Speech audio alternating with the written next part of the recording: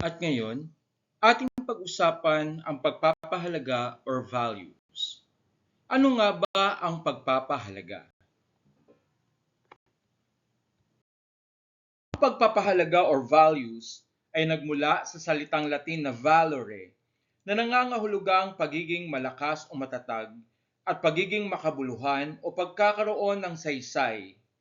Mula sa ugat ng salitang ito, mahihinuha natin na ang isang tao ay kailangang maging malakas o matatag sa pagbibigay halaga sa anumang bagay na tunay na may saysay o kabuluhan.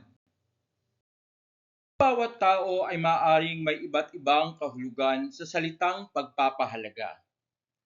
Ayon sa mga psikolohista, ang pagpapahalaga o values ay anumang mga bagay na kaibig-ibig, kaakit-akit, kapuri-puri, kahanga-hanga, mga bagay na nagbibigay ng inspirasyon, magaan at kasiya-siya sa pakiramdam at kapaki-pakinabang. Ito ay naghihikayat at gumagabay para pumili at gawin ang partikular o tiyak na layunin para sa ikauunlad at ikabubuti ng isang individual. Ayon naman sa tradisyon, ang halaga ay tumutukoy sa saligan o batayan ng kilos o gawa at sa ubod ng paniniwala. Para naman sa karaniwang tao, ang halaga ay tumutukoy sa isang bagay na mahalaga sa buhay. Ito ay tumutukoy rin sa anumang bagay na mabuti. Ang mabuti ay ang mga bagay na hinahangad at pinaghihirapang makamit na hindi nakapipinsala o nakasasakit sa sarili at sa kapwa. Ayon kay Max Keller, ang pagpapahalaga ang nagbibigay ng kabuluhan o kalidad sa buhay ng tao. Ayon pa sa kanya, ang pagpapahalaga ay obheto ng ating intensyonal na damdamin. Mauunawaan natin ang pagpapahalaga sa pamamagitan ng pagdama dito. Hindi ito naghihintay ng katwiran upang lumitaw sa ating buhay. Ang pagpapahalaga ay hindi iniisip, ito ay dinaramdam. Hindi ito obheto ng isip, kundi obheto ng puso. Narito ang ilang mga katangian ng pagpapahalaga. Una, ito ay immutable at objective. Ibig sabihin, hindi nagbabago ang mga pagpapahalaga dahil ang mga ito, lalo na ang nasa higit na mataas na antas, ay mga kalidad kung saan nakasalalay ang pagkatao. Ikalawa, ang pagpapahalaga ay sumasaibayo or it transcends sa isa o maraming individual. Ang pagpapahalaga ay maaaring para sa lahat o para sa iisa lamang. Ang ikatlong katangian ng pagpapahalaga ay nagbibigay direksyon sa buhay ng tao. Ang pagpapahalaga ang nilalayong makamit ng isang tao. Sa pagsisikap na makamit ito, ang kilos ng tao ay nahuhubog at nagkakaroon ng direksyon tungo sa pag-abot ng kanyang pagpapahalaga. Ang isang layunin ay nakabatay sa pagpapahalaga. Upang makamit ang layuning ito, kailangang may partikular na balak ang tao na ito ay gawin.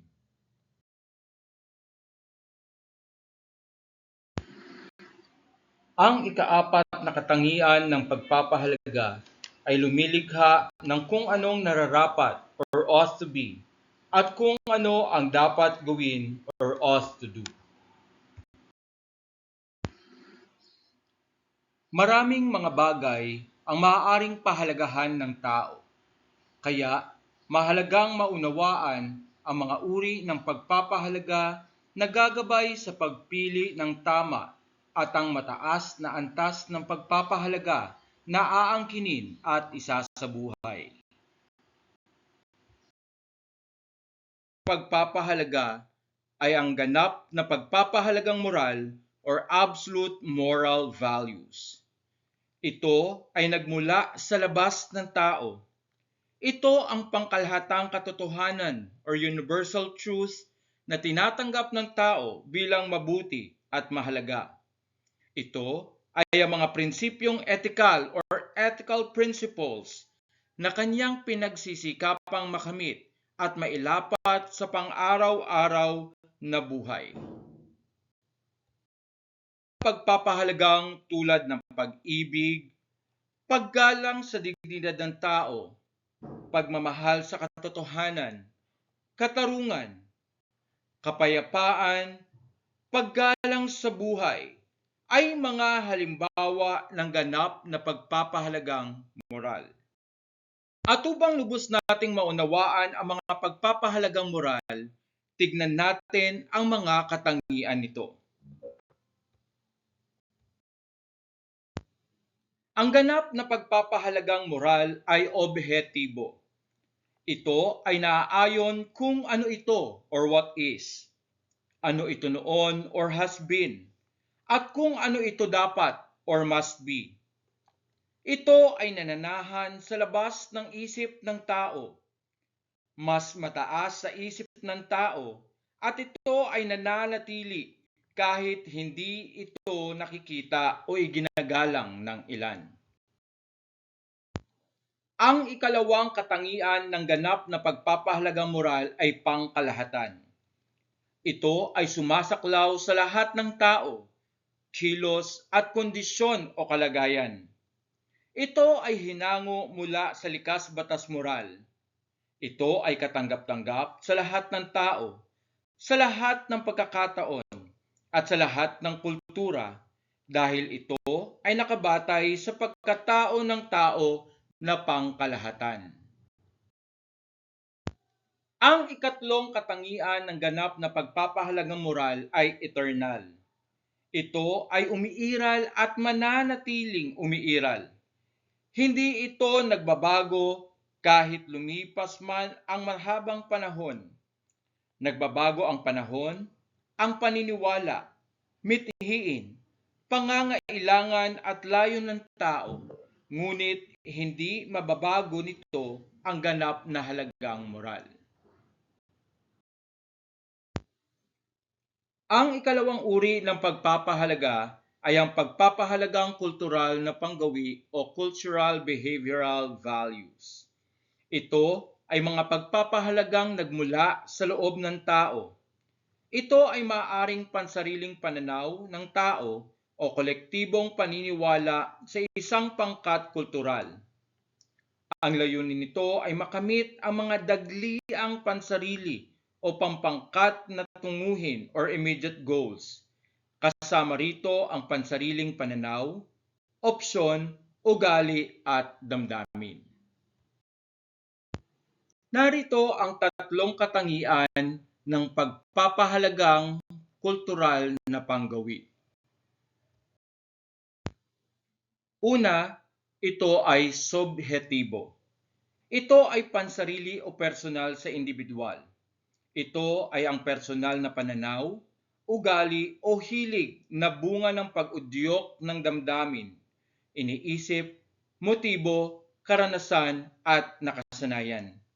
Ito ay mga pagpapahalaga na maaaring ang kahihinatnan ay makikita lamang sa paglipas ng ilang panahon o matapos makita ang resulta o bunga.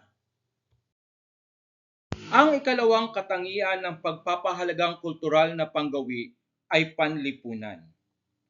Ito ay naiimpluwensyahan ng pagpapahalaga ng lipunan, ang nakagawiang kilos o asal na katanggap-tanggap sa lipunan.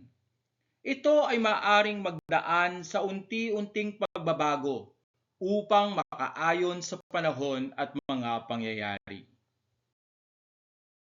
Katangian ng pagpapahalagang kultural na panggawi ay sitwasyonal. Ito ay nakabatay sa sitwasyon, sa panahon at pangyayari. Ito ay madalas na naguugat sa subjektibong pananaw sa kung ano ang mapapakinabangan o hindi. Ang ginagawang pagpili ay madalas na ibinabatay sa kung ano ang mas kaaya-aya, kapuri-puri, makabuluhan, at tumutugma sa pangangailangan sa kasalukuyang panahon.